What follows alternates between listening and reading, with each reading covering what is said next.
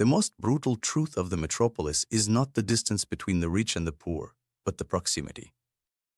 Here, the architecture of excess casts a literal shadow over the architecture of survival, a world where luxury is a view from a window. In these veins of the city, space is the ultimate luxury. Every inch of ground is claimed, fought for, and lived in. For the children born in the shadow, the glass towers are not symbols of hope, but reminders of a wall that cannot be climbed. Life here is a constant negotiation with the elements, where a heavy rain is not a romantic event, but a threat to one's home. Faith is the only currency that is free. It is the invisible thread that keeps the spirit from breaking under the weight of the concrete. The city's waste is the slum's goldmine. Here, the discarded remains of the tech boom are mined by hand for a few pesos. The invisibility of the poor is the greatest achievement of the modern metropolis. They are the ghosts who keep the city running. In the shadows, time moves differently. It is not measured by clocks, but by the slow erosion of hope and the coming of the rain. Security here is a fragile illusion. A piece of wire and a rusted lock are the only things separating a family from the street. When the lights go out in the shadow, the neon of the mall feels like a taunt, a shimmering reminder of a world that does not want them. Education is the only ladder out, but the rungs are broken, and the climb is steep for those starting from the mud. Hunger is a silent companion here, a constant hum in the background of every conversation and every dream. The wall is not just concrete and steel. It is a psychological border, a declaration of who belongs and who is merely tolerated. In the end, the shadow is the truth. The gloss is just a thin veneer over a city that is bleeding from 1,000 invisible cuts. This is the heartbeat of the archipelago, a concrete behemoth that never sleeps, never breathes, and never forgets the cost of its own growth. A city of absolute contrasts, where the scent of expensive French perfume mixes with the smell of open sewers and salt water. Here, the distance between paradise and purgatory is not measured in kilometers, but in floors. The higher you climb, the less you see. It is a machine fueled by the exhaustion of millions, a place where the night is the day, and the day is a struggle to remain invisible. In the metropolis, the only thing more expensive than the lifestyle is the cost of ignoring the world outside the gate. A city that cleanses itself with violence, where order is a product of fear and the silence of the graveyard is called peace. It is a land of dollar dreams and peso nightmares, a place where the currency of the West buys a temporary godhood in the East. And above all, it is a city of fragility, a concrete giant built on shifting sands, waiting for the ocean to collect its debt. This is not a story of nature. This is a story of the machine of the metropolis, and the people who are both its fuel and its ghosts. Neon veins, concrete scars. Welcome to the heart of the archipelago.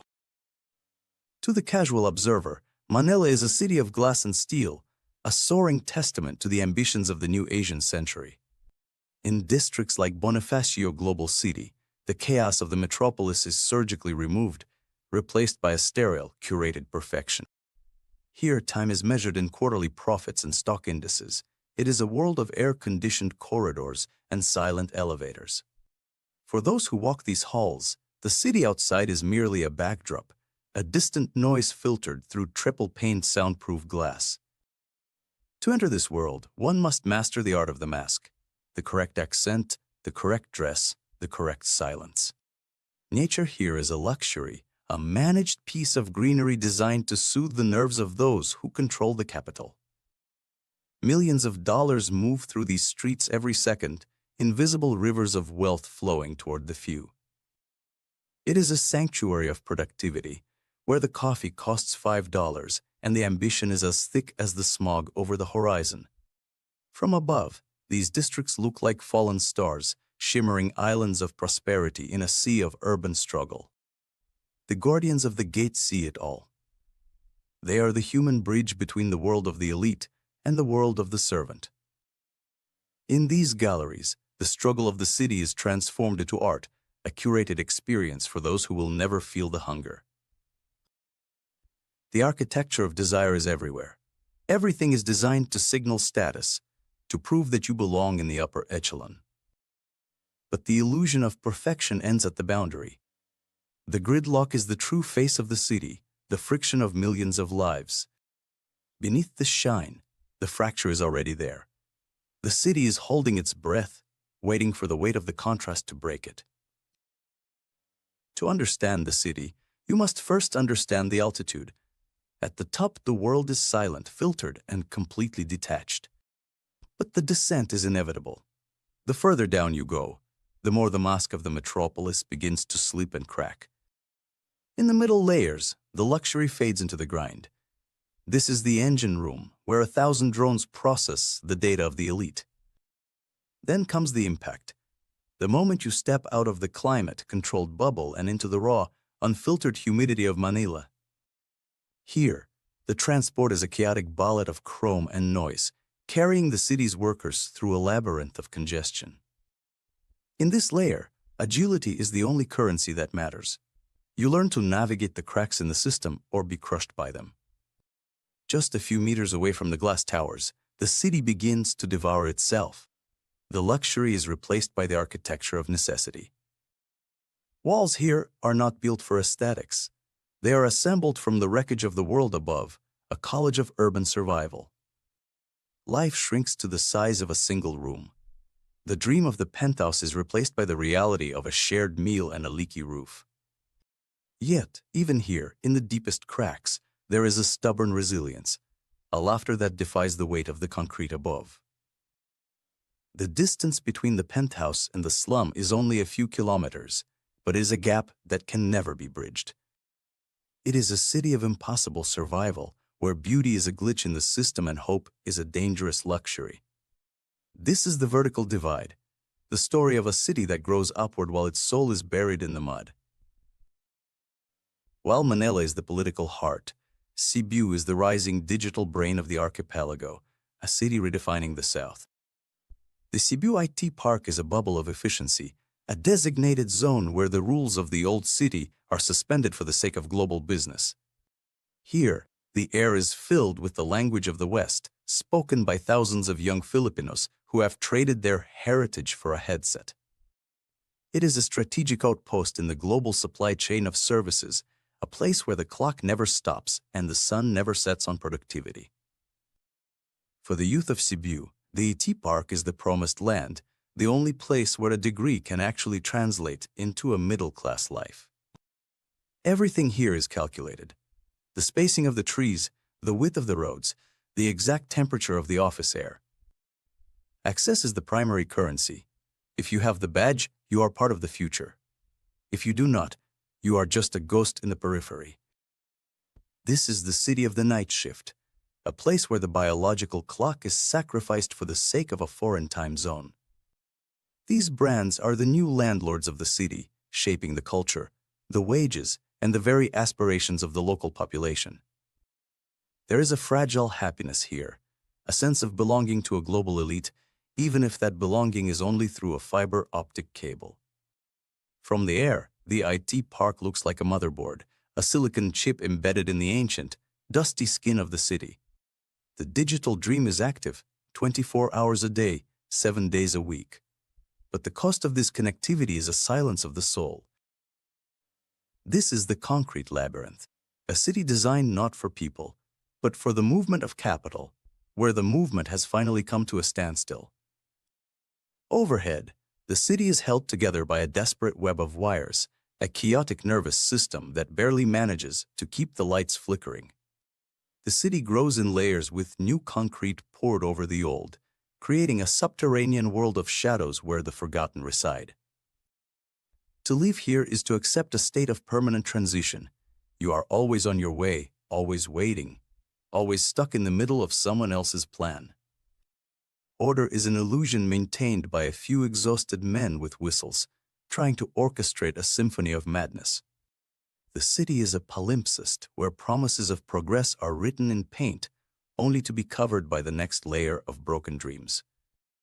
The air itself is a product of the machine, a heavy, metallic blanket that settles over the lungs of 10 million people. There is a strange beauty in the decay, a cinematic grit that comes from a city that has forgotten how to sleep and how to breathe. The city is always under construction, always expanding, always trying to outrun its own failures by building higher. The psychological toll of the traffic is a silent epidemic, a slow erosion of the spirit, 1 hour at a time, every single day.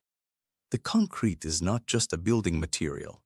It is a social barrier, a physical manifestation of the divide that defines the metropolis. This is the concrete labyrinth, a monument to human ambition and a graveyard for the time we will never get back. In most cities, the night is a time for rest, a pause in the relentless machinery of commerce. But Manila is different. As the world in the West falls asleep, a second city awakens here, a digital ghost town that breathes only in the dark. For thousands of young professionals, the biological clock is a luxury they cannot afford. Their day begins when the sun vanishes. This is the BPO army, the business process outsourcing engine that keeps the global economy humming while the owners sleep. Caffeine is the fuel of this nocturnal empire, a chemical shield against the crushing fatigue of a reversed existence. They live in the Philippines, but their minds are calibrated to Eastern Standard Time. They are the invisible voices of a distant land. It is a migration of the mind, a daily journey from the chaos of the Manila streets to the sterile silence of the corporate cubicle. The headset is more than a tool. It is a portal. Once it is on, the Filipino identity is paused and the corporate persona takes over. Thousands of voices, speaking in a curated accent, solving problems for people they will never meet in cities they may never visit. They are the shock absorbers of the global economy, handling the frustration and the boredom of the first world for a handful of pesos. In the brief intervals of silence, the mask slips, the exhaustion returns, a heavy weight that no amount of caffeine can lift. Welcome to the night shift, where the sun never rises and the voice is the only thing that remains real. To survive in the digital colony, you must first kill the part of you that sounds like home. The voice is the first thing to go. We do not just teach English, we teach a ghost. We strip away the Tagalog lilt and replace it with something that sounds like Ohio or Texas. It is a linguistic surgery. The goal is to become a void, a neutral vessel that the customer can project their own expectations onto. Some of my best agents forget how to speak naturally with their own parents after a few years. They become strangers in their own houses.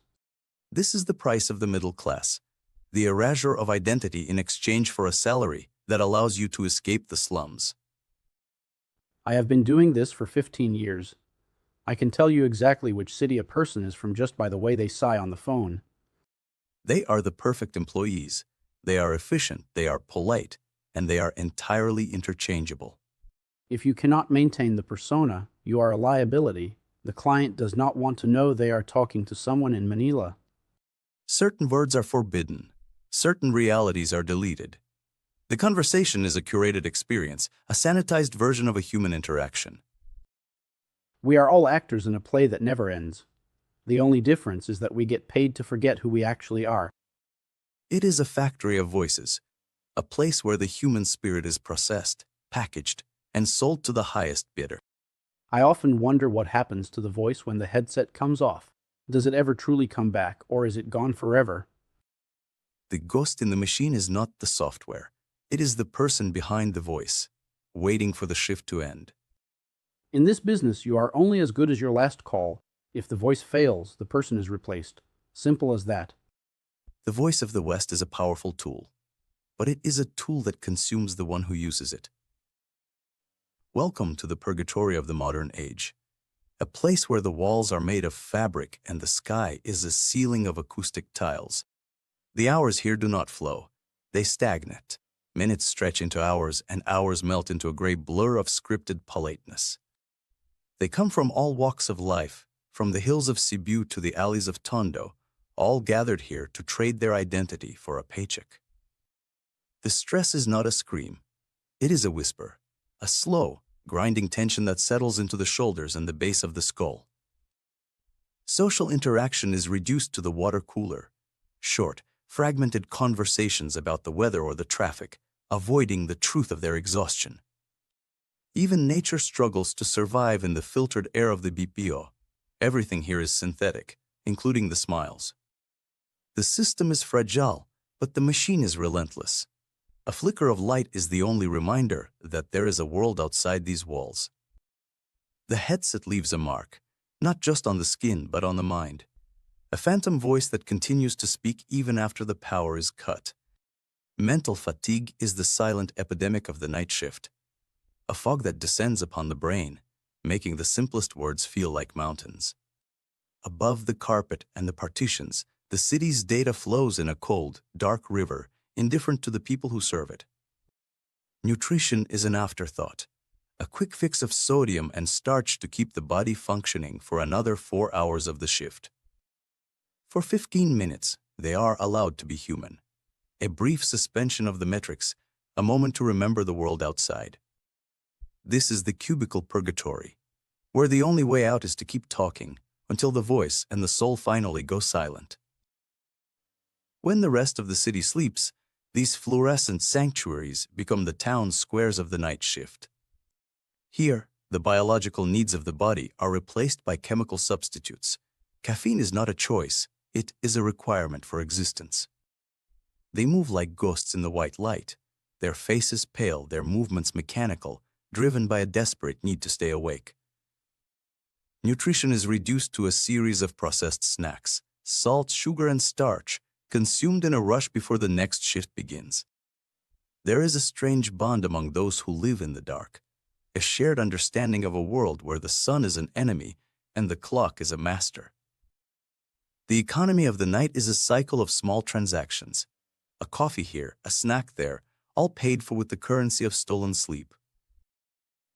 Adrenaline is the only thing keeping the mind sharp. Without it, the voice would falter, the accent would slip, and the corporate mask would fall. The evidence of the war against sleep is everywhere. A mountain of aluminum and plastic that marks the passage of another shift. For a few minutes, they are just people. Then the doors slide open, the air changes, and the persona returns. These stores are the lighthouses of the night, guiding the exhausted back to the cubicles of the digital colony. Even the guardians of the light are victims of the cycle. A city that never sleeps is a city that never truly wakes up. The adrenaline fades, the caffeine wears off, but the machine continues to demand more. More time, more voice, more life. In the heart of the night, the light is a lie. The only truth is the exhaustion that follows the glow. The cost of the night shift is not paid in pesos, but in the slow disintegration of the body and the mind. It begins with insomnia, then comes the anxiety, and finally, a profound sense of detachment from the world of the living. I see my friends posting photos of the sun, of the ocean, of a life that happens while I am staring at a screen in a room with no windows. This is the burnout, a chemical exhaustion that transcends sleep, a hollow feeling in the chest that no amount of money can fill. They are trapped in a cycle of survival, where the salary is just enough to pay for the medicine and the caffeine needed to keep working. My parents think I am successful because I work for a big company. They do not know that I feel like a ghost haunting my own body. The sun is a reminder of everything I am missing. I love the city, but I hate what it has turned me into. A hidden army of the exhausted, sleeping through the day and dreaming of a life where they are more than just a voice on a line. Thank you for calling. My name is Sarah. How can I help you today? The corporate promise is a lie wrapped in a benefits package. The priority is the metric, not the human. I just want to go home. But home is just a place where I sleep until the machine calls me back. In the pursuit of a better life, some find themselves in a prison of their own making, where the bars are made of fiber optic cables. For some, the metropolis is not a struggle for survival, but a curated experience of absolute comfort. This is the expat bubble. The altitude is the ultimate filter. From the 54th floor, the slums disappear, replaced by a shimmering map of lights and ambition. Life in the bubble is measured in small, expensive luxuries, organic produce, imported wines, and the silence of a private elevator. This paradise is maintained by an invisible army, the servants who clean the marble and cook the meals, yet never exist in the eyes of the master. The currency of the bubble is status. A car that costs more than a village in the province, kept in a garage that is cleaner than a hospital. To the expat, Manila is a bargain. A place where a few $1,000s a month can buy a lifestyle that would be impossible in London or New York. Safety is the primary product of the bubble. A perimeter of guards and cameras designed to ensure that the outside world never leaks in. There is a professional distance here, a polite, cold void where interaction is limited to the requirements of the job. The luxury is an illusion maintained by the sweat of others. The white linen is washed in the gray water of the underground. In the expat bubble, the only thing more expensive than the lifestyle is the cost of ignoring the world outside the gate. If the luxury condos are the city's mask, the public market is its raw, beating heart. Here survival is a daily transaction of pesos and patience. Here we fight for every single peso. A kilo of rice, a few eggs, a bit of fish. If you have 10 pesos, you eat. If you have 0, you wait for a meal. For the bubble dwellers, the market is a curiosity, a place to visit for the authentic experience, while their real needs are met by a global supply chain. We are the ones who feed the city, but the city does not see us. We are just the background noise in their beautiful, air-conditioned world. The disparity is not just in the price, but in the value. In the market, a peso is a struggle. In the mall, 1,000 pesos is a rounding error. Every day is the same. We wake up at 3 in the morning, we fight the rain, and we hope the prices do not go up again tomorrow. Two economies, two worlds, one city. They exist in the same space, but they never truly meet. They only overlap in the silence of the servant. I do not want the cold air of the mall. I just want my children to go to a school where they do not have to worry about the price of a book. We are still here. No matter how many glass towers they build, the city will always need the mud and the noise to survive.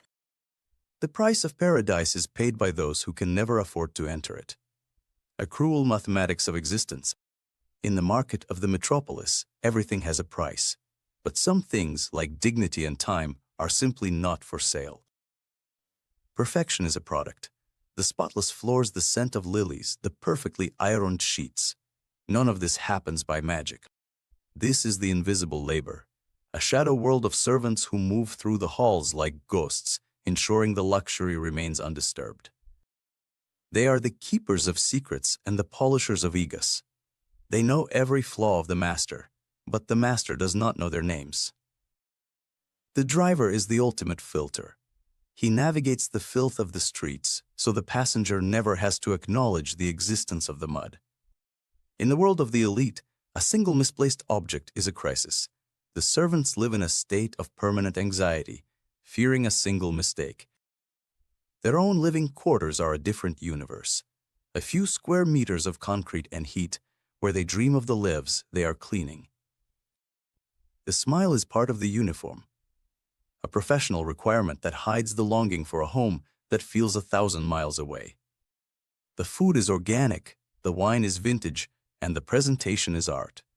But the hands that prepare it are often trembling from hunger. They are the grease in the machine of luxury. Without them, the towers would crumble under the weight of their own excess. The greatest skill they possess is the ability to disappear, to be present in every room and yet invisible to every eye. The motivation is always the same: a child's education, a parent's medicine, a dream of a house with a real roof. The bubble is not just about money. It is about the power to decide who is seen and who is merely tolerated. Luxury is a fragile thing. It depends entirely on the silence and the sweat of those who are forbidden to speak. The invisible servants are the true foundation of the metropolis, the ghosts who hold up the towers of gold. The metropolis is not just fed by the BPO hubs. It is sustained by a global network of sacrifice, a river of gold flowing from the edges of the earth. These are the dollar dreams, the millions of overseas Filipino workers who trade their presence in their children's lives for a better future in a foreign land. For a few days every month, the struggle eases, the debt is paid, the tuition is settled, and the illusion of prosperity returns to the household. These houses are monuments to absence. Built with the sweat of a father in Dubai or a mother in Hong Kong, they stand as physical proof of a distant love. The remittance economy fuels a specific kind of consumption, a hunger for brands and status symbols that signal a transition to the middle class. The skyline of Manila is being rewritten by the diaspora. Glass towers rise not for the locals, but as investments for those who have left. The dream is simple: work abroad, send money home, and eventually return to a life of leisure in a city that no longer recognizes you. Every homecoming is a victory, but every departure is a tragedy, a cycle of sacrifice that has become the national identity. The wealth is visible, but the void is deeper. A facade of success built on the ruins of a family's togetherness. The dollars arrive, the debts vanish, and for a few weeks, the world is perfect. Then the balance drops, and the cycle begins again. The metropolis is a machine that consumes lives in exchange for currency, a beautiful, glittering cage made of imported gold. The dollar dream is a promise of escape, but in the end, it only builds a taller wall between the rich and the broken. For the millions living in the cracks of the city, life is not lived in years, but in cents. It is a brutal mathematics of survival. There is no such thing as a safety net here. There are only the coins you have in your hand and the hope that the price of rice does not rise again. Even the basic elements are commodified. Clean water is a luxury, sold in small plastic bags to those who cannot afford a filter. The cost of survival is often paid in dignity. A pair of shoes is not a fashion choice, but a shield against the filth of the street. Time is the only thing they have in abundance. Hours spent waiting for water, hours spent waiting for work, hours spent waiting for a miracle. The street food stalls are the cafeterias of the poor. A few pesos for a bowl of starch and salt, enough to kill the hunger for a few hours. Survival also means knowing where not to go. The city is a minefield of gangs and police, where a wrong turn can cost you everything. This is the real economy of the metropolis, a fragile, desperate system where the only goal is to reach tomorrow. The city is a machine that consumes everything. But for some, the struggle to survive is the only thing that makes them feel alive. This is the cost of survival, a life lived in the margins, where the only constant is the hunger and the distant, mocking light of the towers. When the sun finally dips below the smog, the city sheds its skin. The gray of survival is replaced by the neon of desire. This is the hour of the mask, the time when the exhausted BPO worker and the bored expat meet in the same strobe-lit vacuum. In this light, everyone is beautiful. The shadows hide the dark circles under the eyes and the scars of a 12-hour shift. The transition is designed to disorient, to strip away the memory of the office, the slum, and the crushing weight of the day. The music is a weapon, a rhythmic assault that drowns out the internal monologue, replacing thought with pure, electric vibration. For a few hours, the hierarchy of the city vanishes. In the dark, under the influence of the beat, everyone is an equal in the pursuit of oblivion. The currency here is visibility. The more you spend, the brighter the light, the louder the attention, the more real you feel. The FIP section is a fortress within a fortress. A place where the bubble dwellers can enjoy the energy of the city without ever touching the grit. The high is a temporary amnesty. For a moment, the hunger, the fatigue, and the loneliness are erased by a surge of artificial dopamine. The district is a siren song. It promises a world where you can be anyone, as long as you can afford the price of the admission. It is a desperate, electric dance. A collective attempt to outrun the dawn, which always comes too soon and brings the reality back with it. Every party leaves a trail of wreckage, a discarded shoe, a broken glass, a memory of a night that felt like a lifetime. The neon glow is a beautiful lie, but in a city this brutal, a lie is sometimes the only thing that makes life bearable. In the heart of the neon district, the club is the only temple that matters. A place where the laws of the day are replaced by the laws of the beat. The scenery is always the same, slim, young, and beautiful. They are the ornaments of the night, a living extension of the luxury they are surrounded by. Even in the pursuit of pleasure, the divide remains. The terrace is a sanctuary for those who wish to see the chaos, but never be touched by it. The laughter is part of the transaction, a curated emotion designed to make the guest feel powerful and the scenery feel happy. Everything here is synthetic. The colors, the sounds, the emotions. It is a digital paradise built to distract from the gray concrete outside. The order is maintained by a wall of muscle. They are the border patrol of the pleasure zone, ensuring the party remains exclusive. Under the glitter, there is a constant, low-level anxiety, the fear of being seen for who they actually are once the lights come up. The mask is heavy. Maintaining the image of a perfect night requires a strength that the music cannot provide. The aftermath is always the same. A trail of glass and glitter, a lingering scent of expensive perfume and regret. The beat is the only thing that is real. Everything else is just a costume, a role played in a theater of the night. When the music stops, the silence is deafening. The neon glow fades, and the gray of the city returns to claim its own.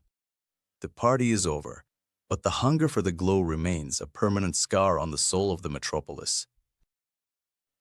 For some, the night is not an escape from the day, but a stage, a place where the currency of the West buys a godlike status in the East.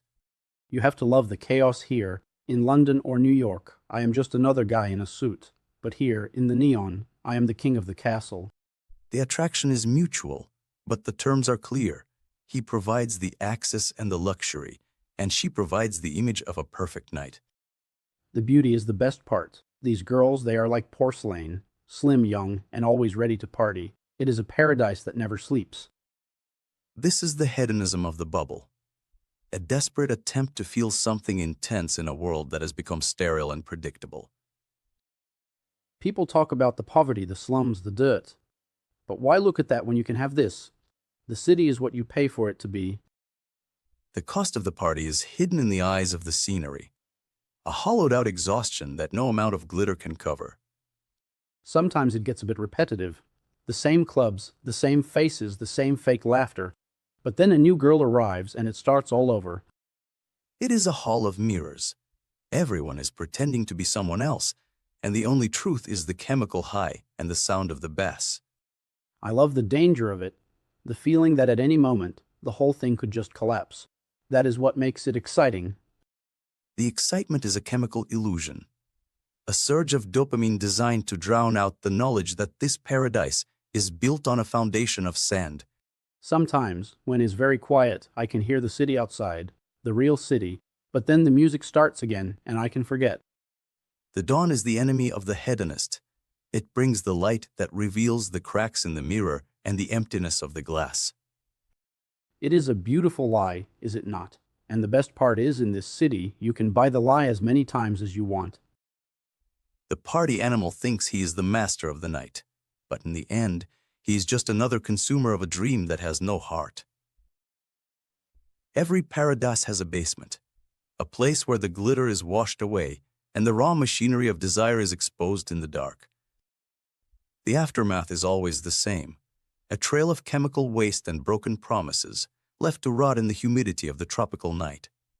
The state knows, the police know, but as long as the party continues and the money flows, the darkness is tolerated. The contrast is absolute. A few meters away, the champagne flows. Here, the only thing that flows is the waste of a broken system. In these corners, hope is a dangerous luxury. The only certainty is the next dose and the next debt. The mirror of the metropolis is shattered. We see the glitter, but we ignore the shards that cut the ones who hold them. She returns to the light, puts on the mask, and becomes part of the scenery again. The cycle continues unnoticed and unchallenged. The neon is not just light. It is a curtain, a shimmering veil designed to hide the rot and the wreckage of the human spirit. In the dark corners of the city, the only thing that is real is the hunger, and the hunger is never truly satisfied. The chemistry of the night is a lie that the brain accepts as truth, a sudden, violent surge of dopamine that erases the world. In this state, the gravity of the city disappears. The struggle, the poverty, the exhaustion. Everything is replaced by a feeling of absolute power. It is a synthetic paradise, a chemical bridge that allows the mind to cross over into a territory where pain is a forgotten language. Time ceases to be a line. It becomes a circle, a loop of euphoria, where the present moment is stretched into an eternity of pleasure. This is the peak, the moment of total saturation, when the chemical high is so intense that the ego simply evaporates. For a brief window, the concrete scars of the city are gone. The walls of the club become the borders of a new, artificial universe.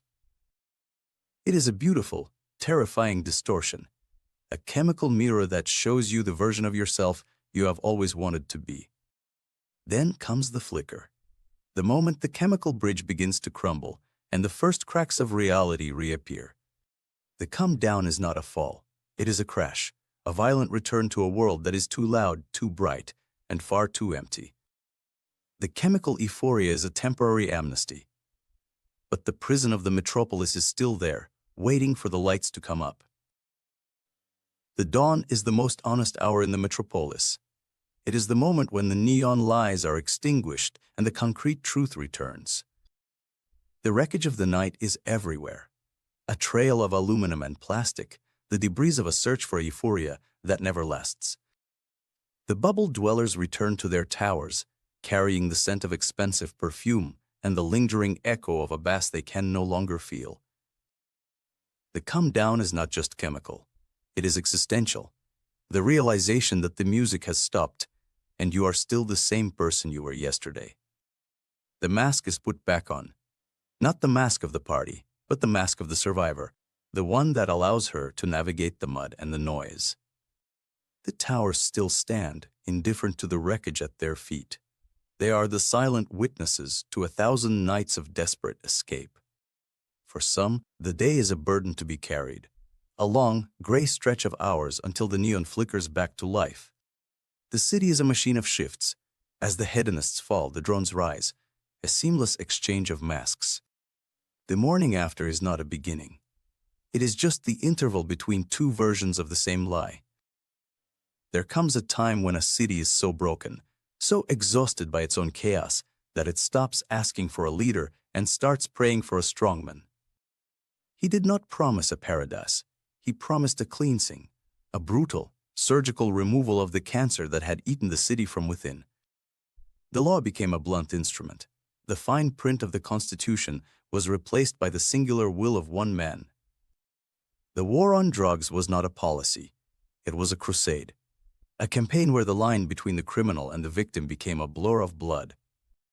To some, the violence was a tragedy.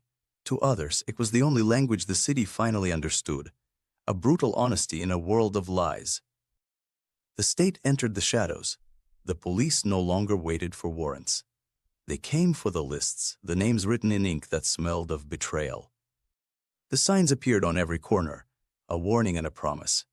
The city was being scrubbed clean, one alleyway at a time. The media became a mirror of the strongman's will. The violence was not hidden, it was televised, a nightly ritual of state-sponsored justice. Fear became the new social contract, a silent agreement that as long as you followed the rules, the shadows would remain empty. From the heights of power, the city looked like a map of problems to be solved, not with diplomacy, but with a fist. The statistics were staggering. Thousands of lives ended in a flash of gunfire, their stories reduced to a line in a police report. This is the legacy of the Iron Fist, a city that is cleaner, safer, and completely terrified of its own shadow. In the dead of night, the city does not sleep. It waits. It waits for the sound of boots on concrete and the sudden, blinding light of a tactical torch. The operation is called tokang, a knock and a plea. But the plea is a formality. The outcome has already been decided in a small office across town. The witnesses are the most dangerous people in the city. They see the truth, but they know that the truth is a death sentence. So they learn to be blind. They come and go like a storm, a sudden burst of violence followed by a silence that is heavier than the noise of the gunfire. For the children of the slums, the sound of a midnight raid is just another urban symphony. They grow up knowing that the state is not a protector, but a predator. In the shadows, a different kind of order emerges, a brotherhood of the hunted, bound together by the shared knowledge of how it feels to be on the list. The city cleans itself quickly. The blood is washed away by the rain, and the space is filled by another makeshift shack, another desperate life. This is the new peace, a stability built on a foundation of corpses, a city that is quiet because it is too terrified to speak. Street justice is a fast process. It is efficient, it is brutal, and it leaves behind a city that has forgotten how to mourn. To the outside world, the violence was a horror, a violation of every human right. But inside the city, the narrative was different. It is the paradox of the strongman. He destroys the law to create order. He kills the few to provide a semblance of peace for the many. Yes, there was blood. Many people died. But the disease was deeper than the blood. Someone had to be the surgeon. Someone had to be cruel to be effective.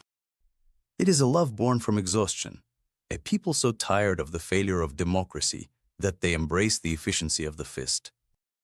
The foreigners talk about human rights. But what about our right to sleep? What about the right to not have a gun pointed at your head in your own bed? The strongman does not just govern, he becomes a symbol. A father figure who is willing to do the dirty work that the refined politicians avoid. I do not care if the world hates him. I care that my street is quiet. I care that the pushers are gone. For us, that is the only truth that matters.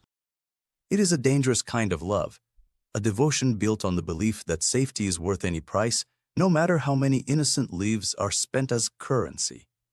Some call it a war. I call it a cleaning. You cannot fix a house full of termites without burning some of the wood. That is just how it is. The cost of this peace is a collective amnesia, a choice to forget the screams of the midnight raids in exchange for the silence of the dawn. We are not blind. We know what happened, but we are tired. So tired that we would rather be afraid of one man than afraid of everyone.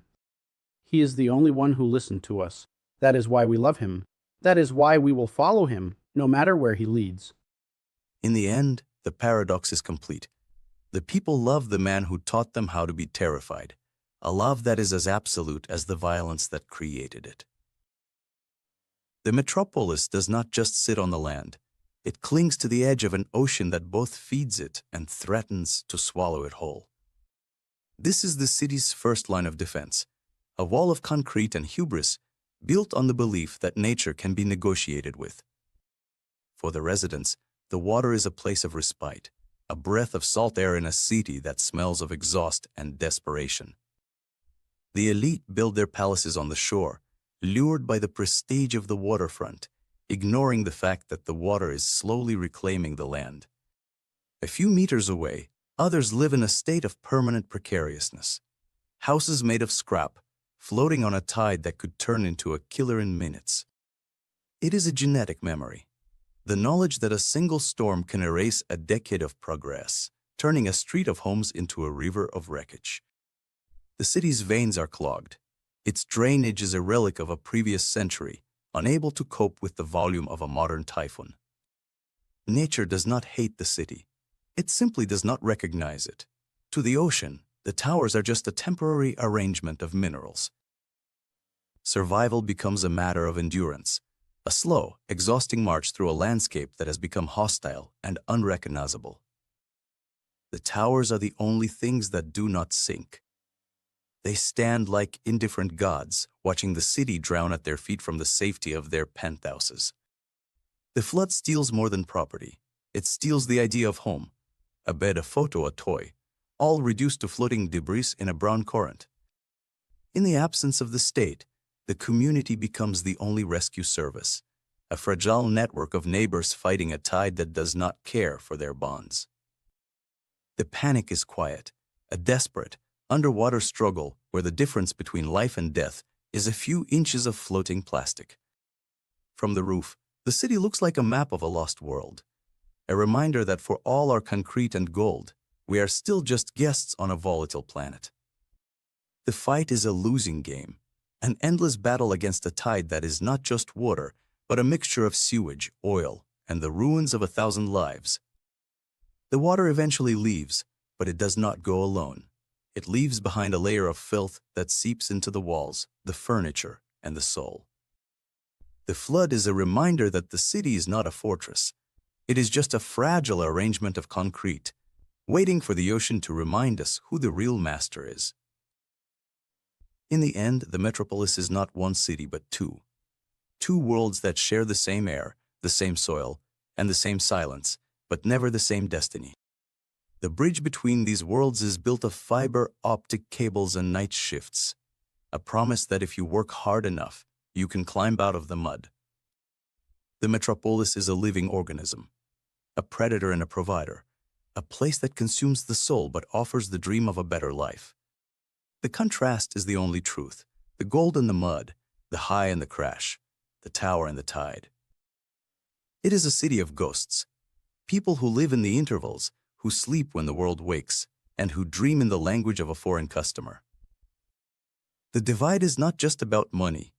It is about the power to ignore, the ability to drive through the flood without ever feeling the water. Yet in the middle of this brutality, there is a stubborn, wild resilience, a capacity for joy that defies the logic of the concrete. They are the only ones who are truly free. Because they have nothing left to lose, they are the only ones who can still dream. The metropolis is a mirror.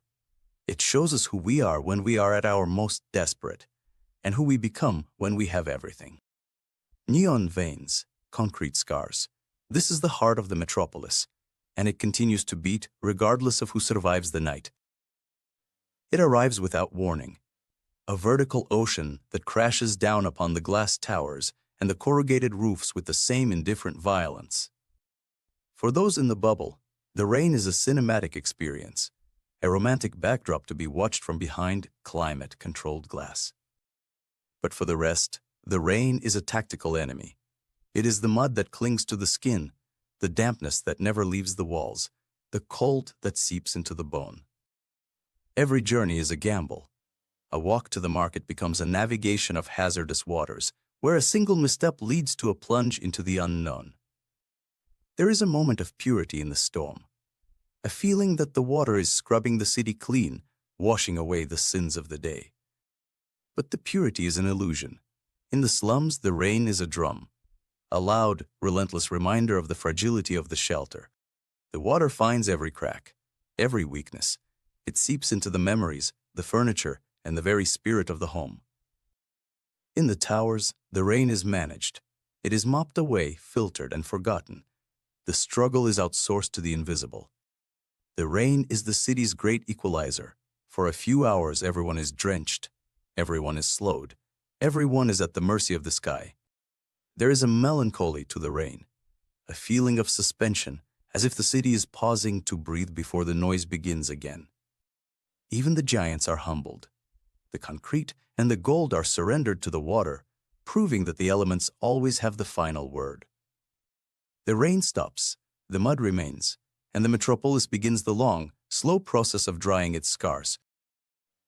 In the metropolis, time is not measured in minutes, but in kilometers. Here, the road is not a path to a destination, but a place where life simply stops. This is the Great Stagnation, a collective trance where millions of people spend the best hours of their day staring at the bumper of the car in front of them. The traffic creates its own economy, a parasitic market of snacks and water, sold to those who have forgotten what it feels like to move. The digital world is the only escape, a virtual highway where the mind can travel at light speed while the body remains trapped in a metal box. The air here is a chemical soup, a mixture of lead, sulfur, and the desperation of 10 million people trying to get home. Some find a strange peace in the stillness, a sanctuary of solitude in the middle of a million people where the only duty is to wait. The city is a machine that produces friction, heat, noise, and a layer of dust that settles on everything, from the luxury sedan to the rusted jeepney. This is the true pace of the metropolis, a race to nowhere where the only prize is the privilege of arriving home late. The metropolis does not just build upward, it buries its past. Beneath the shimmering glass of the present lies the decaying skeleton of a colonial ghost. Here, History is not preserved, it is tolerated. The old world is merely a foundation for the new, a layer of limestone and blood beneath a layer of steel and greed. Some come here to find a connection to a past they never knew, a moment of silence in a city that has forgotten how to be still. These were once the centers of power, the plazas where decrees were read and fates were decided. Now, they are just playgrounds for the wind and the weeds. The intrusion of the present is constant.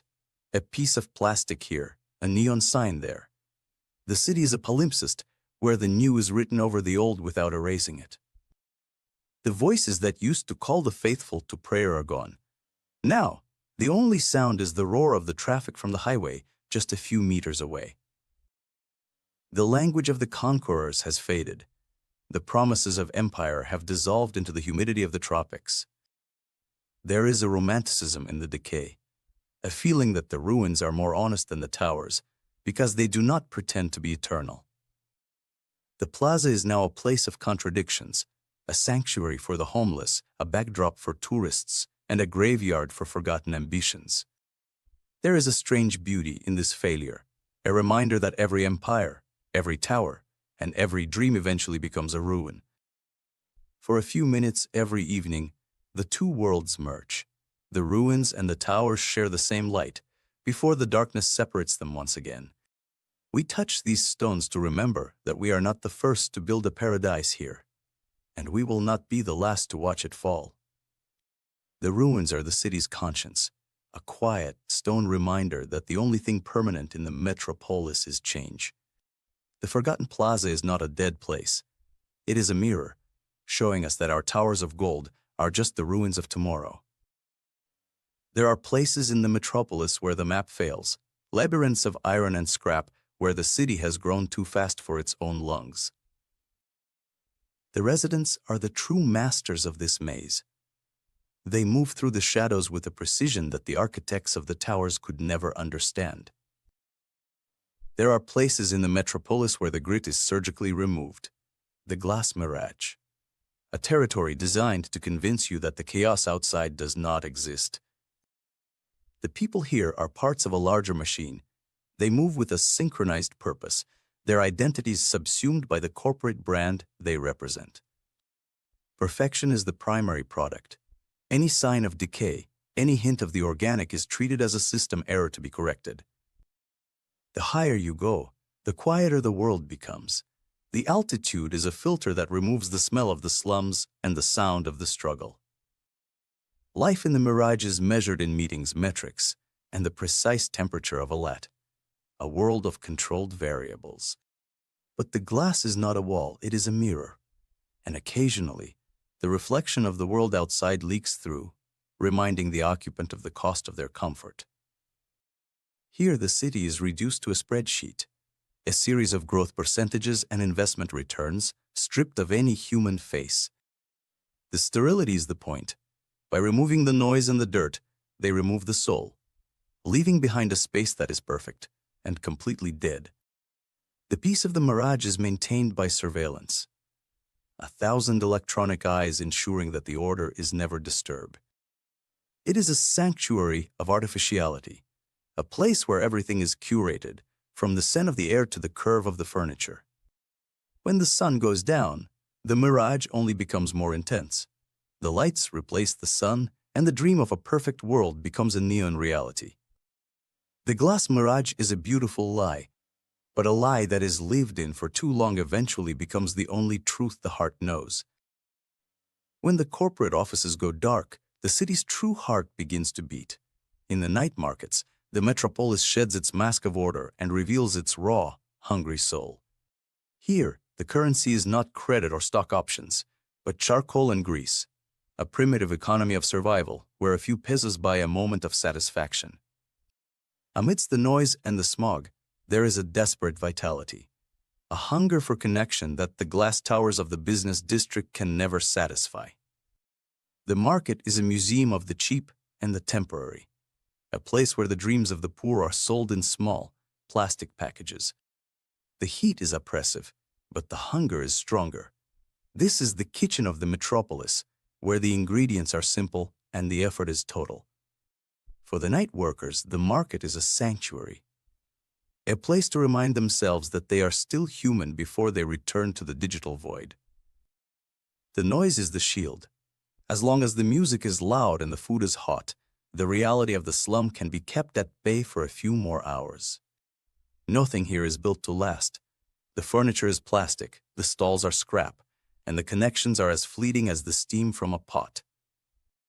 There is a strange comfort in the crush, a feeling of belonging to a mass of people who are all struggling, all dreaming, and all surviving. The market feeds the city, but it also chokes it. A cycle of consumption and waste that leaves a permanent scar on the landscape. When the last light goes out, the market vanishes. The infrastructure of the informal economy disappears as quickly as it appeared. The city digests its people and its produce with the same indifference, a feast for some, a struggle for most, and a waste for all. The pulse of the night market fades, but the hunger remains, a rhythmic, eternal cycle of want and survival in the heart of the metropolis. In the metropolis, nature is not a partner. It is a prisoner. A few square meters of grass and soil, fighting a losing battle against the advance of the concrete. This is the last breath of the wild, a stubborn, desperate attempt to exist in a world that has replaced the forest with a grid of steel. The human soul has a memory of the green, a biological hunger for the organic that no amount of air conditioning or luxury glass can satisfy. There are moments of rebellion, a root that breaks a road, a vine that strangles a fence. The city thinks it has won, but the earth is just waiting. Some fight back in small ways, a pot of soil on a balcony, a flower in a window.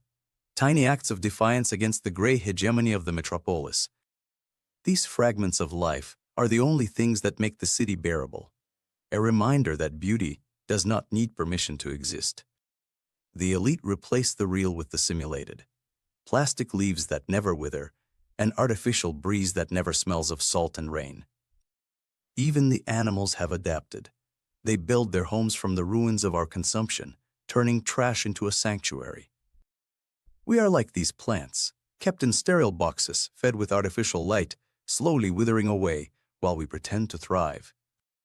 The shade of a real tree is the most democratic space in the metropolis.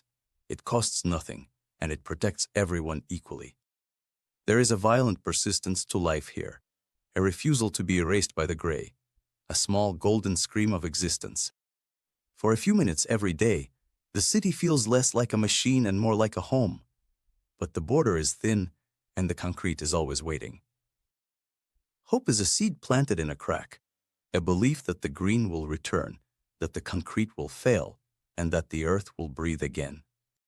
The last breath of green is a warning, a reminder that we are not the masters of the world, but merely its temporary tenants.